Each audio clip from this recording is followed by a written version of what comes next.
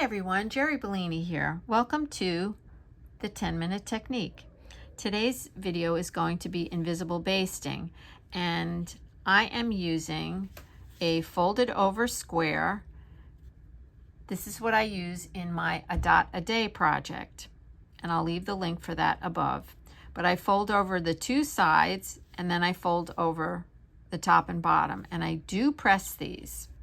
So now the next thing I do is I invisible baste all the way around the edge.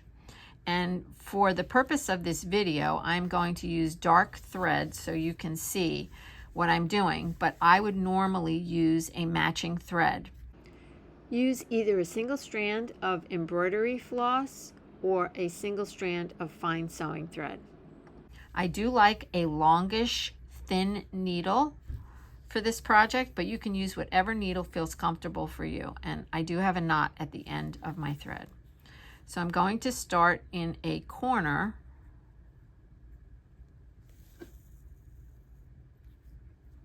And the whole thought behind the invisible baste is that you can just put the basting stitches in and you don't have to take them out.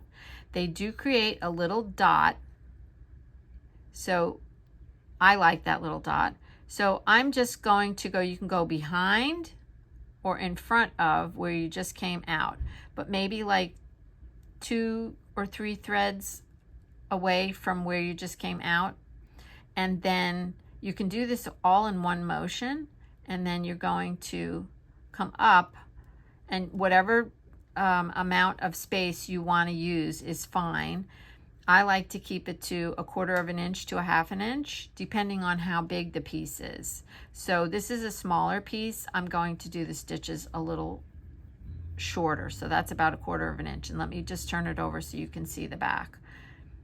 So it's a little stitch on the front and a bigger stitch on the back.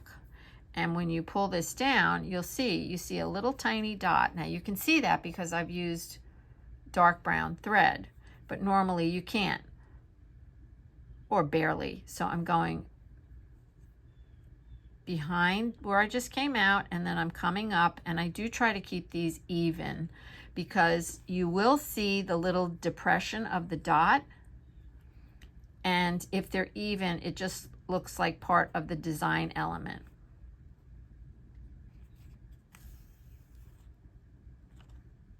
Okay, and the other thing I wanted to say is when I do this, if I get too close to where that's coming out, you're literally not taking a stitch. And that does happen to me sometimes. And I do try to stay the same distance off the edge of the fold. I like it to look neat and tidy, and yeah, neat and tidy. Evenly spaced. Okay, now sometimes when you get to the corner, it's a little bit more difficult because there's so much back here. There's 4 layers of cloth back here. Sometimes I do this. I go all the way through and then I come back up in the corner. But if you can do it in one field swoop like we did all the way across, then go for it. Okay, and then I just go all the way around, and sometimes I go in front of this stitch and sometimes I go behind it. It really does not matter. Okay, and I would just go all the way around my square.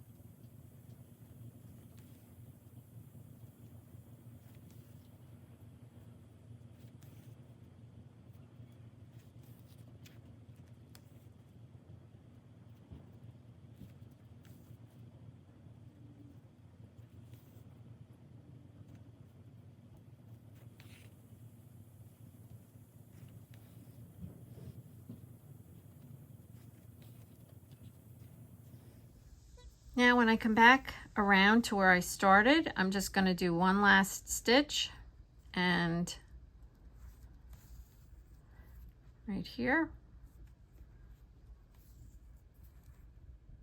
and then I'm going to flip it over. And what I like to do is just grab a little bit of the seam allowance and not go through to the front, and then just go through that loop to make a little knot.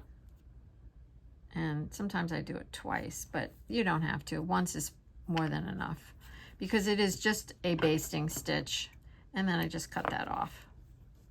So you can see it's nice and even, and if I was using matching thread, you would never see that. You would only see the little dimples.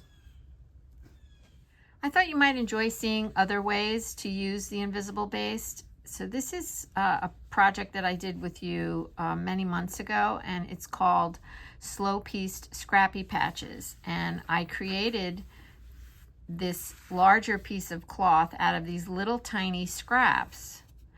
And to keep it flat, because my intention was to use it in different projects, so to keep it flat, I used the Invisible Baste stitch. And you can see, if you look closely, you can see the little dimples or dots where I did the basting. And I find that it adds, see along there? I find that it adds texture and interest to your piece. And let me show you the back. So there's the long stitches on the back.